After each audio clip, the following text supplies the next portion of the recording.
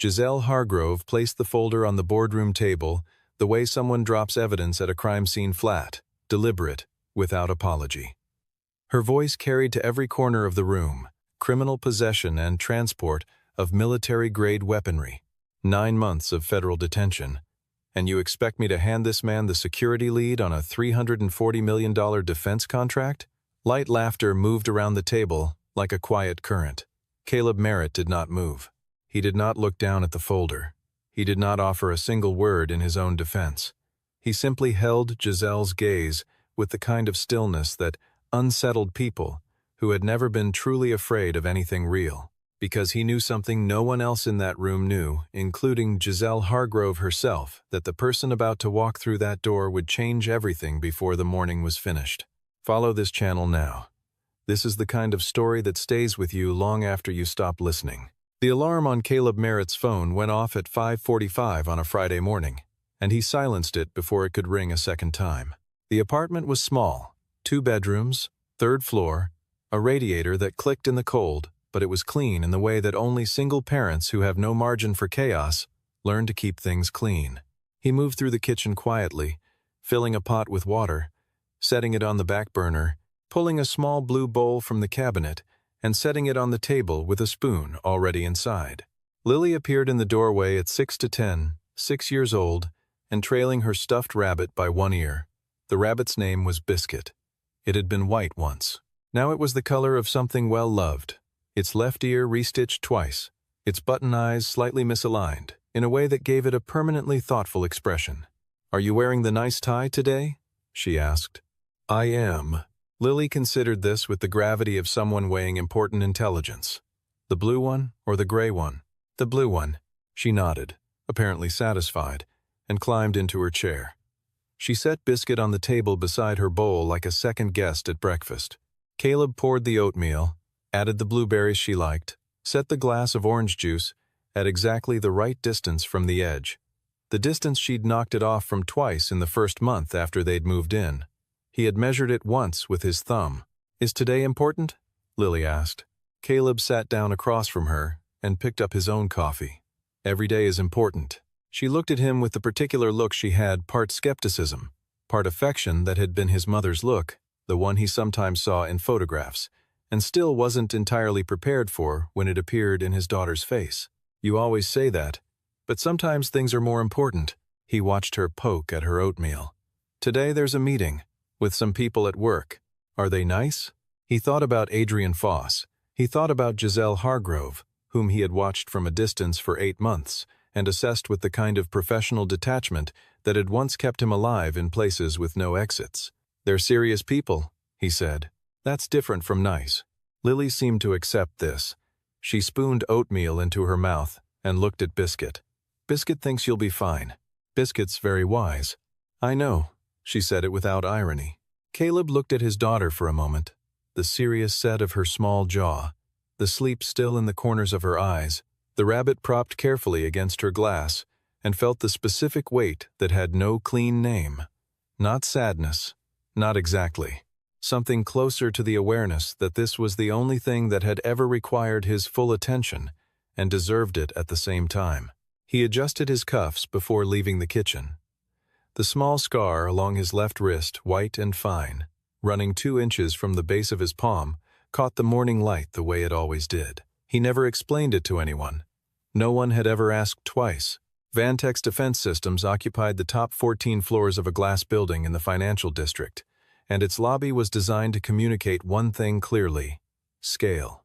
The company held contracts with 3 branches of the federal military, employed over 4,000 people across 9 states, and was currently in the final stages of bidding for Project Ironveil, a next-generation battlefield communications encryption platform that the Department of Defense had been quietly circling for 2 years. The contract was worth $340 million over 5 years. It was the largest single contract in Vantex's history, and Giselle Hargrove had built the past 18 months of corporate strategy entirely around winning it.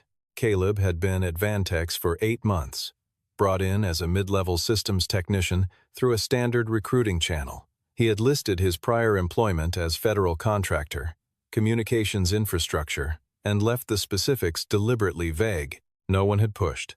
His technical evaluations were in the 98th percentile for the firm. His colleagues found him competent and quiet. His supervisor had described him in a performance review as the kind of person who finds problems before they become problems. Charlotte Way had noticed him 4 months in, when he flagged a vulnerability in an authentication layer that her own team had signed off on 3 times. She had sat across from him in a small conference room and asked him to walk her through his thinking. He had done so in 12 minutes, using only a whiteboard and a dry erase marker. She had called the head of security that same afternoon. 3 months later, Charlotte had submitted a formal recommendation to the executive team.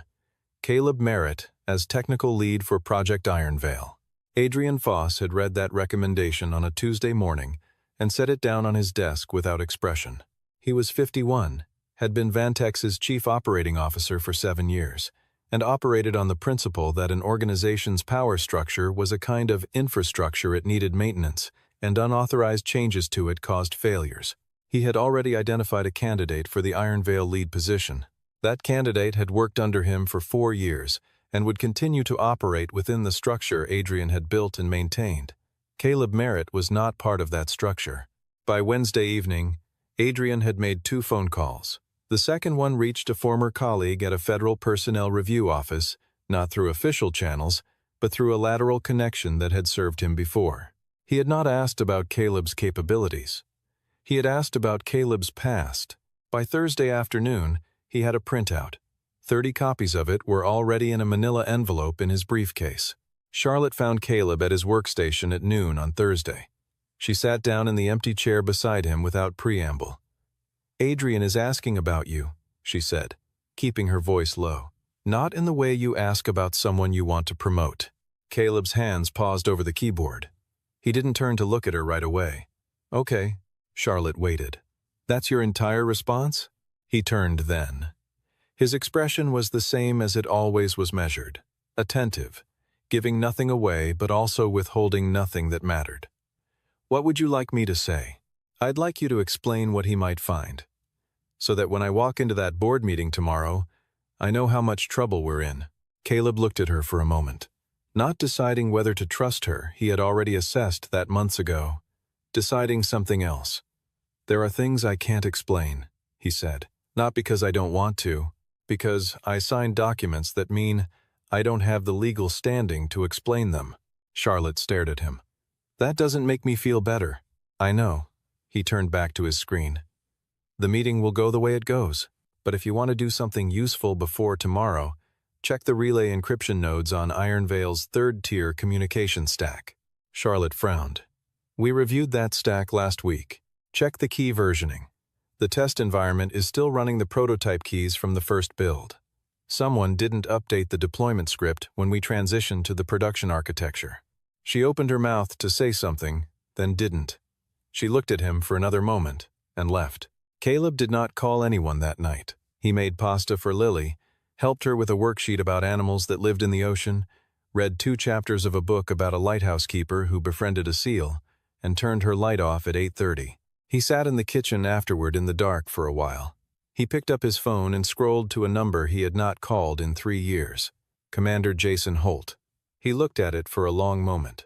Then he put the phone face down on the table and went to bed. He was not someone who needed to be saved.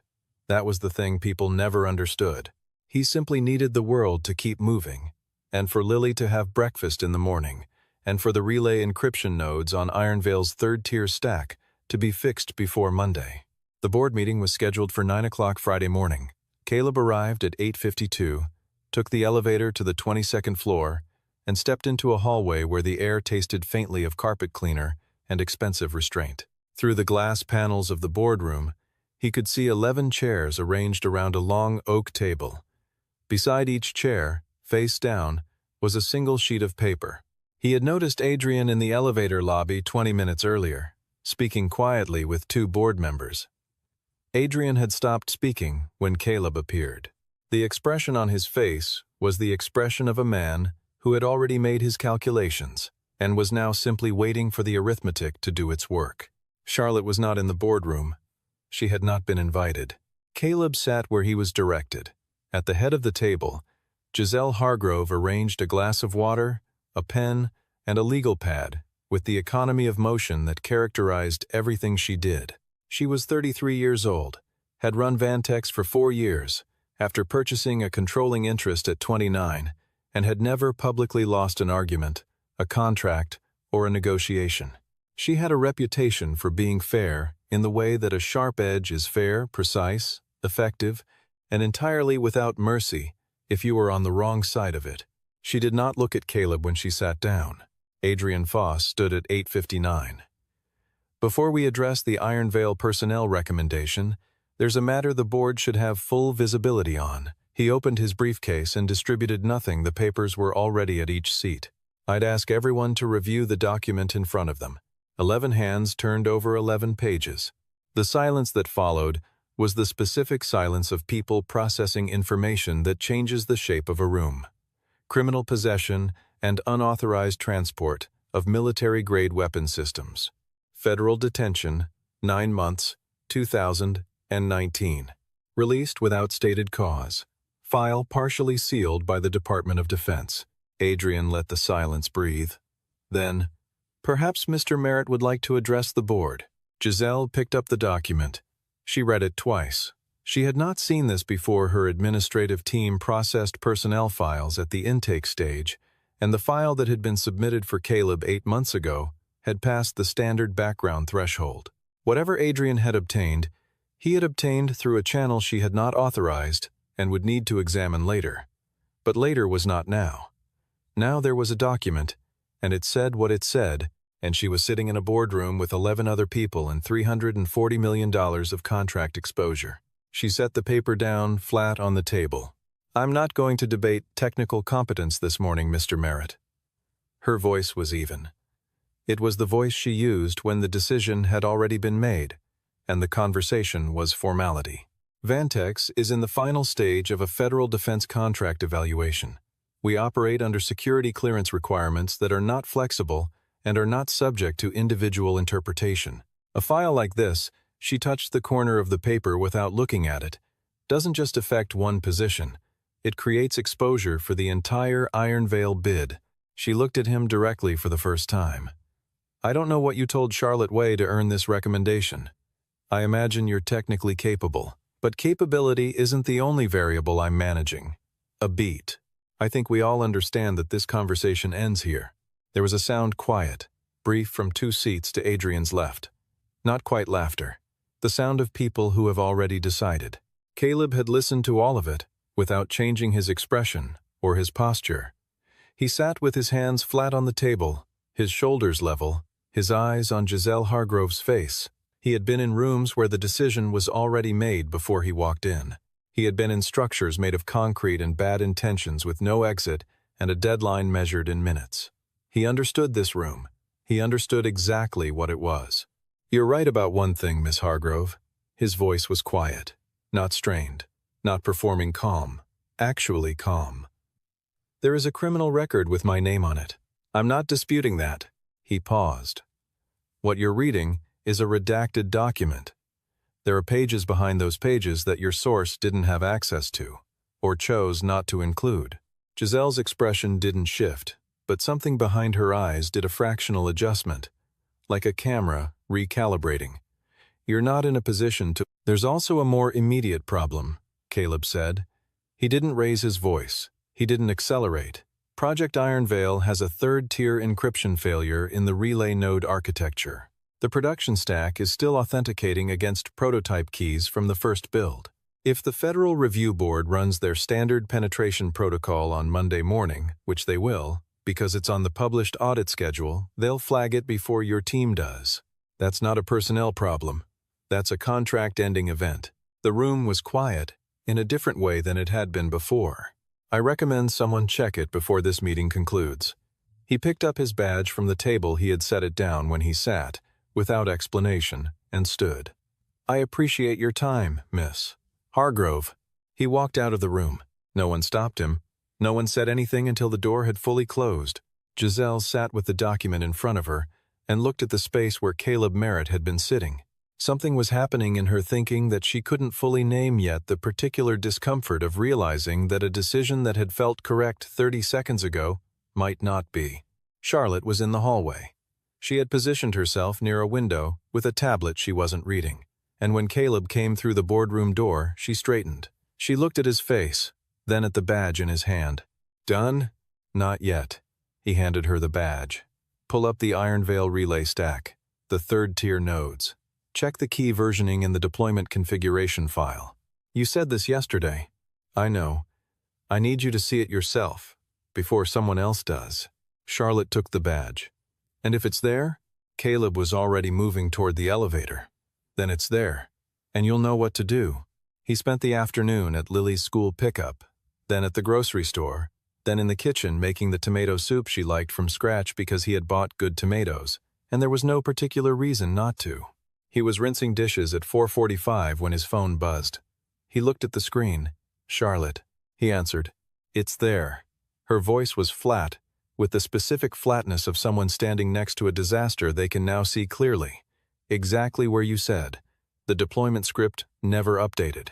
Every authentication request in the production environment is going to a key set that expired 8 months ago.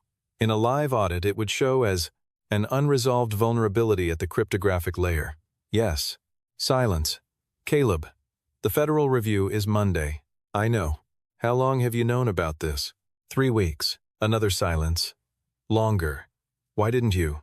"Because I was working on the fix. And because Charlotte," he stopped, dried his hands on a dish towel, "I thought I'd have more time before today went the way it did." He could hear her breathing, thinking, "The team can't fix this. I've already asked. Nobody knows this architecture well enough. Not at this level, not in this timeline. I know that too." A pause. Then, quieter. "What do you need?" At 5:15, Giselle Hargrove convened an emergency technical session on the 22nd floor. She had confirmed the vulnerability herself using Charlotte's report, and for approximately 4 minutes, she had sat alone in her office looking at the figures before she had the full shape of it. $340 million, a Monday deadline, and a problem that nobody on her technical staff could solve before then. She looked around the room at 9 engineers, 2 security analysts, and a compliance officer. Who can fix this before Sunday evening? No one raised a hand. 2 people looked at the table. Giselle looked at Charlotte. Charlotte met her gaze steadily. "One person can.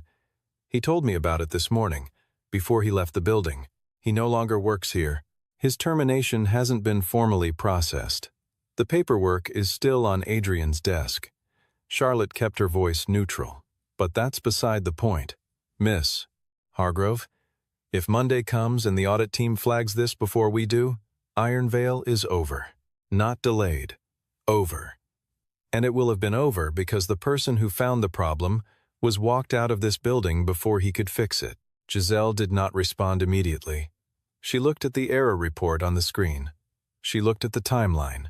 She did the calculation that she always did, that she had built her entire career on doing accurately, not the calculation of what was fair or what she preferred, but the calculation of what was true. She stood up. "Everyone take a break. Charlotte, stay." When the room had cleared, Giselle walked to the window and stood with her back to Charlotte for several seconds. Then she turned around. "Get me his number." She made the call herself. No assistant, no intermediary. Caleb answered on the 3rd ring. In the background, Giselle could hear the small ambient sounds of a domestic evening. A chair, something being set on a hard surface, a child's voice asking a question she couldn't fully make out. "Mr. Merritt." She kept her voice level, deliberately level, which was different from naturally level, and she was aware of the distinction even as she made it. "We need you back." A pause. The background sounds shifted slightly. He had moved, or turned away. Then his voice, without heat, without performance. "I'll come in. But there's something I want you to understand first, Miss Hargrove. Go ahead. I'm not doing this to change your opinion of me. I'm not doing it to get the position back, or to demonstrate anything to anyone in that room. I'm doing it because there are people whose safety in the field depends on a communication system that works the way it's supposed to. If that's the reason you're asking me, then we don't have a problem." Giselle held the phone and said nothing for a moment. She had negotiated with senators, federal procurement officers, and 2 former secretaries of defense. She had not often been on the receiving end of a precondition delivered this quietly. "That's the reason," she said. The line was quiet for a moment. Then, "I'll be there by 8.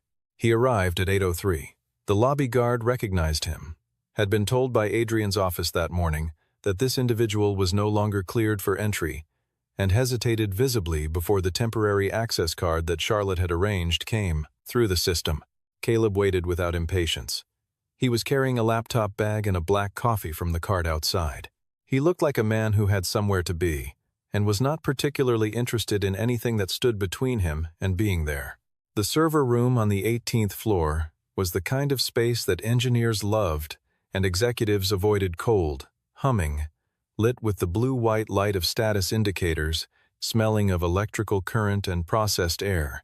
Charlotte was already there. She had pulled the architecture diagrams and spread them across 2 monitors. She had also made coffee, which Caleb accepted and set beside his laptop without acknowledgement beyond a nod. He opened the deployment configuration. He found what he was looking for in 4 minutes. Then he started working. Charlotte watched him for a while without speaking. He was not particularly dramatic about it. He didn't narrate his process or explain his steps.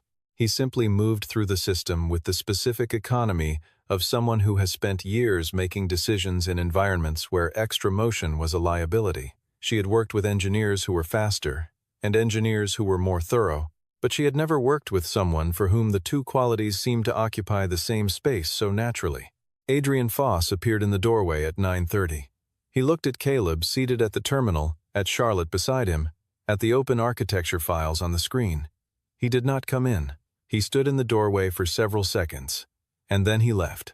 He didn't say anything, which in some ways communicated more than anything he could have said. Giselle appeared at 11. She stood at the glass panel outside the server room for a long moment before coming in. She had changed out of the formal jacket from the morning meeting and was wearing a dark sweater, which was somehow a more honest version of her, the same precision, but without the armor of ceremony. She watched Caleb work for a moment. "How long?" she asked. 2 more hours, Charlotte said. "Maybe less." Giselle nodded. She started to leave, and then turned back. "Charlotte, when you're done, I want a full report on how this was missed by the 3 separate reviews that signed off on the stack." "Yes." Giselle looked at Caleb's back for a moment. He had not turned around. She left. What none of them knew, what Caleb had not told Charlotte and would not tell Giselle that night, was that earlier that Friday afternoon, between the grocery store and the soup, he had sent a text message. It was short, and it was coded in a way that would have been meaningless to anyone who hadn't spent time inside a specific operational structure. It was not a request. It was not a cry for help. It was a report, the kind of report he had filed throughout a decade of work in environments where the cost of not reporting a risk was paid by people who had never asked to be in the line of fire. Commander Jason Holt had received that message at 2:14 on Friday afternoon. He was in Virginia when it came in. He read it once. He read it twice. He opened his laptop and spent 20 minutes reviewing a set of documents that he had not opened in just over 2 years. Then he closed the laptop and drove to the airport. At 11:47 Friday night, a security officer knocked on the server room door. He looked uncomfortable. "There's a man downstairs who doesn't have an appointment and won't give a name." He left this. He held out a folded piece of paper. Charlotte took it and passed it to Caleb. Caleb unfolded the paper and read the 4 words on it. He went very still. Not the stillness of surprise, the stillness of recognition, which is a different and more complete thing. Charlotte watched something move through his expression, not fear, not relief. Something that sat between the two and belonged to a vocabulary she didn't quite have access to. He folded the paper. "Send him up." Jason Holt was 48 years old and had the build of a man who had made a professional commitment to physical difficulty and never renegotiated the terms. He was wearing a gray jacket and dark pants, nothing that identified him on the surface, but he stood in the doorway of the server room with a quality of presence that Charlotte had only encountered a few times in her life, usually in people who had done serious things in serious places and carried the weight of that without advertising it. He looked at Caleb the way you look at someone you have shared genuine danger with, when you see them standing in an ordinary room doing an ordinary thing. A full accounting, head to foot. Then, "You're thinner. You drove to the airport," Caleb said. "That means you flew commercial, which means you've been planning this since this afternoon. Since 2:17 to be precise." Jason glanced at Charlotte. "Can she hear this?" Caleb looked at her. Charlotte met his eyes and gave him nothing. No pressure, no retreat, just the steady presence of someone who had earned the right to be in the room. "Yes," Caleb said. Jason set a sealed envelope on the desk beside the keyboard. It was thick. Along the top right corner was a stamp in red, 2 lines of text, the upper line redacted in black, the lower line reading, "Partially declassified. Auth. Secant 7, Department of Defense." "I've been carrying these for 2 years, Jason said. "I told myself it was in case something came up, but really a brief pause. The kind of pause a man makes when he's being more honest than usual. I kept them because it didn't sit right. What happened to you? The way it was filed and closed and never corrected." Charlotte looked at the envelope, then at Caleb, then back at the envelope. "What is this?" "This," Jason said, "is the rest of the story." He asked to speak to Giselle Hargrove directly. Charlotte called her. 10 minutes later, Giselle walked into the server room in the same dark sweater, looking at Jason with an expression that was professionally neutral in the way that very composed people are neutral when they are working very hard to remain so. Jason introduced himself, not his name first, but his rank, his unit, and his former operational role, stated in the flat recitative of a man who has long since stopped finding them impressive and uses them now only as coordinates, so that whoever he is speaking to can orient themselves correctly. He opened the envelope. Giselle read. Charlotte read over her shoulder. Caleb did not read. He had been there. The documents were partially declassified, some lines still blacked out, some paragraphs still behind review, but the shape of it was clear. In 2019, a 6-person Special Operations Unit had been inserted into a border region to recover a stolen electronic weapons system that had been taken from a U.S. military installation 7 weeks earlier. The team had separated under contact. Caleb Merritt had continued the mission alone. He had recovered the target asset and extracted it across 2 international border zones under conditions that did not permit the standard documentation of weapons transportation. The criminal charges that had been subsequently filed were administrative cover, a bureaucratic mechanism used when an extraction crosses sovereign boundaries without diplomatic clearance, and the government cannot acknowledge the operation without triggering an international incident. The 9 months of detention were not incarceration in any meaningful sense.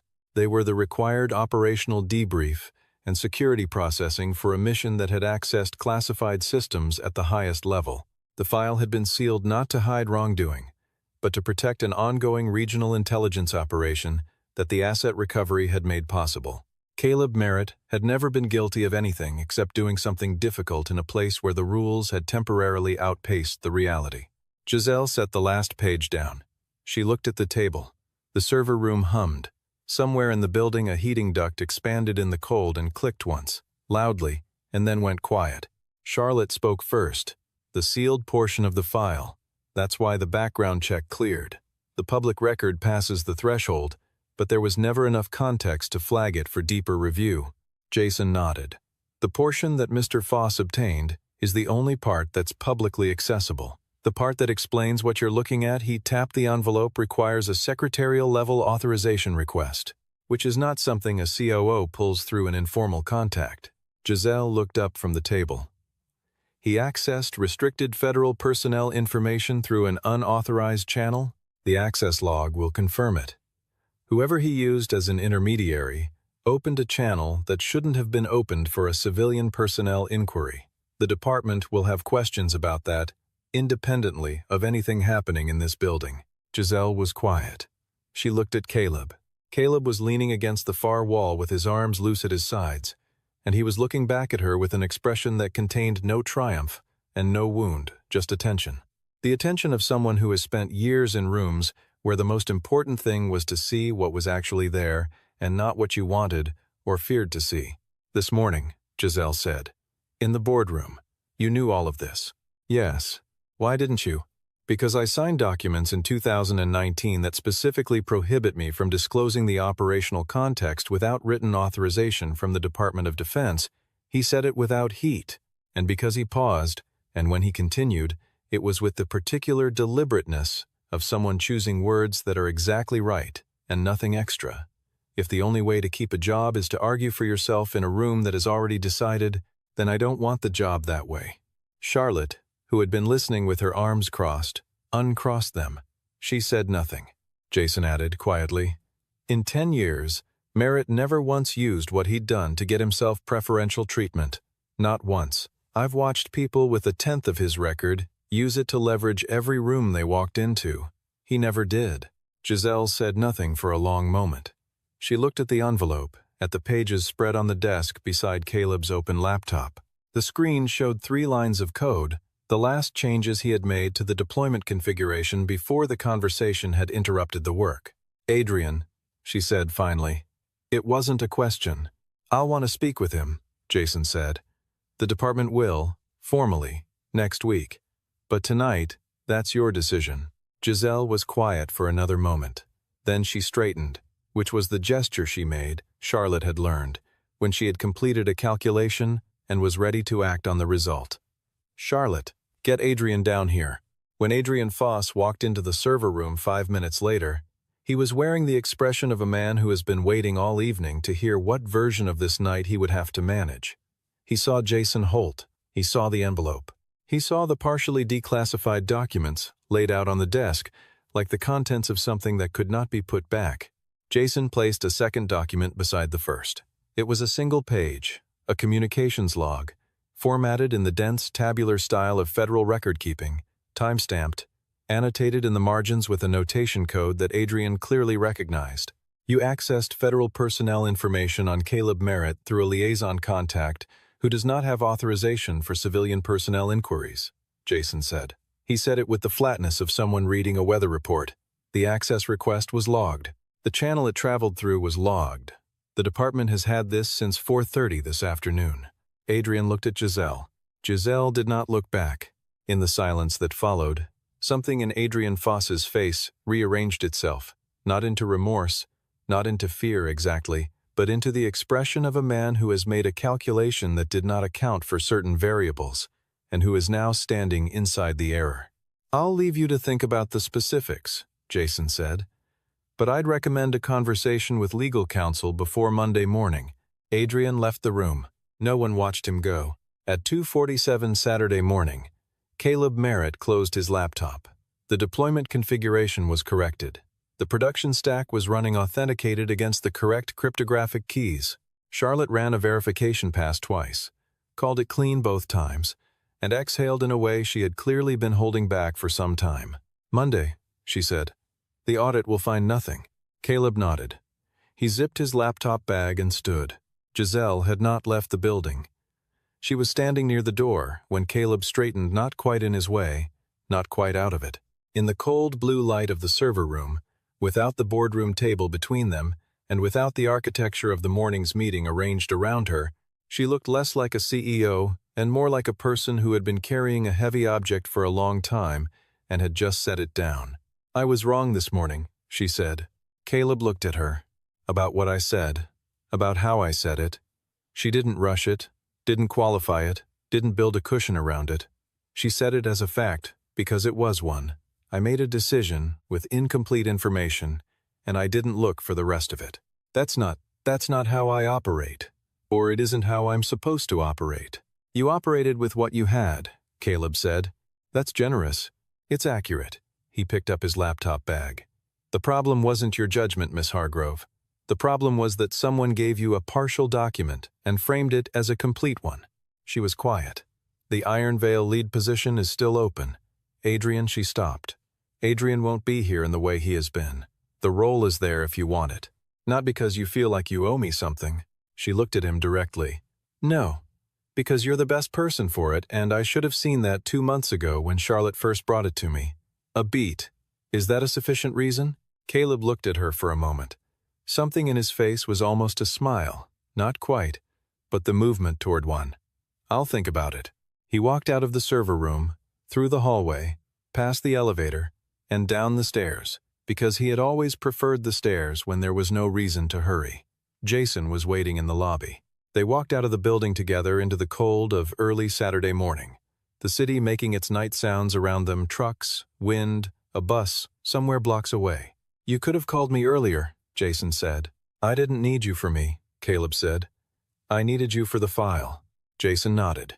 He understood. That was the thing about people who had done the same kind of work. They understood the distinction between a situation that required intervention and a situation that simply required the facts to arrive in the right room. They stood on the sidewalk for a moment. "What are you going to do?" Jason asked. "Get some sleep. Pick up my daughter. Make breakfast." Jason looked at him. "And the position?" Caleb turned up the collar of his coat. "I told her I'd think about it." He took the subway home. Lily was at Mrs. Gibson's, the 70-year-old neighbor who kept a tin of butter cookies on her kitchen counter and had never once in 8 months asked Caleb a question about where he worked or what he'd done before, which he appreciated more than he would ever say directly. He picked Lily up at 7 in the morning, and she came running down the hallway in her socks with Biscuit's arm in her fist. She crashed into him at full speed, arms around his neck, and he caught her the way he always did, without bracing, without hesitation, as if catching her was the thing his body had been built for, and everything else had been supplementary. "You're back," she said, her voice still rough with sleep. "I'm back." She leaned away to look at his face the way she always did, reading it with the accuracy that children develop when they have only one parent to read. "Are you okay?" "I'm okay." She considered this verdict. Then she held up Biscuit. "Biscuit missed you." Caleb looked at the rabbit, the restitched ear, the misaligned button eyes, the particular kind of worn that only comes from being held without reservation, over and over, for years. "I missed Biscuit too," he said. He carried her home. She fell back asleep on the walk, her head against his shoulder and Biscuit dangling from her hand, and he moved carefully so as not to wake her, which was the particular consideration of a parent in the specific piece of a morning that has come out the other side of something. On Monday at 10:13, the Federal Review Board completed its standard penetration audit on Project Ironvale's communication architecture and filed an initial assessment. No critical vulnerabilities were detected. The cryptographic authentication layer passed at the highest certification tier. The board's preliminary evaluation recommended Iron Veil for advancement to the final contract award phase. Charlotte forwarded the summary to Caleb with a message. "Check your Vantex email." He opened it on his phone at the kitchen table, while Lily drew rabbits on a sheet of paper. She was going through a phase of drawing nothing but rabbits, in different sizes and different colors, an entire population of rabbits, spreading slowly across a growing pile of paper in the corner of the living room. The email was from Giselle Hargrove. It had been sent from her personal address, not her Vantex account. There was no corporate signature block, no formal header, no assistant's courtesy note in the subject line. It was 3 sentences. "The position is still open. I'm offering it because you're the right person for it and the project needs you. The decision is yours, and I'll respect it either way." Caleb read it once. He set the phone face down on the table. He looked out the window at the street below the morning light on the sidewalk. A man walking a dog, 2 pigeons on a window ledge across the way, doing the specific thing that pigeons do that looks like a conversation. He thought about what the position would mean, what it would require. What Ironvale was, under the technical specifications and the contract value and the meetings and the boardrooms, it was a communication system that people in the field would depend on to stay connected when the margin for error was measured in seconds. He had known that from the moment he'd seen the architecture diagram, which was part of why he had taken the mid-level job at Vantex in the first place, which was not something he had explained to Charlotte or anyone else. He picked the phone back up. He typed 2 sentences. "I'll take the meeting. Thursday works if that works for you." He sent it. Closed the email. Set the phone down again. Lily looked up from her drawing. "Bah, look. This one has a blue hat." He looked at the rabbit on the paper, lopsided, earnest, genuinely wearing a hat. "That's very distinguished," he said. "What's distinguished?" "It means the hat makes him look important." Lily considered the rabbit. "He's important without the hat," she said, with the certainty of someone who has thought about this already and arrived at a conclusion that doesn't require revision. Caleb looked at his daughter. He thought about a boardroom on the 22nd floor, about a folder placed on a table like a verdict, about 11 faces turned toward him, waiting for him to flinch or fold or fill the silence with something they could use against him. He thought about the look on Giselle Hargrove's face in a server room at 2 in the morning when she had said, without decoration, that she had been wrong.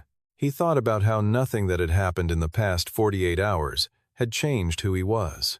Not the humiliation, and not the vindication, not the folder on the table, and not the documents in the envelope. He had walked into that room the same person he walked out of it, which was the only thing that had ever been fully within his control and the only thing, in the end, that had mattered. Outside, the city moved the way cities move, without waiting, without noticing, without particular interest in any single person's crisis or resolution. The pigeons shifted on the window ledge across the street. The light changed. A bus went by. Caleb poured a second cup of coffee, sat down beside his daughter, and watched her give another rabbit a hat. For the first time in a long time, he had nothing left to prove, and the quiet that lived inside that fact was the best thing in the room.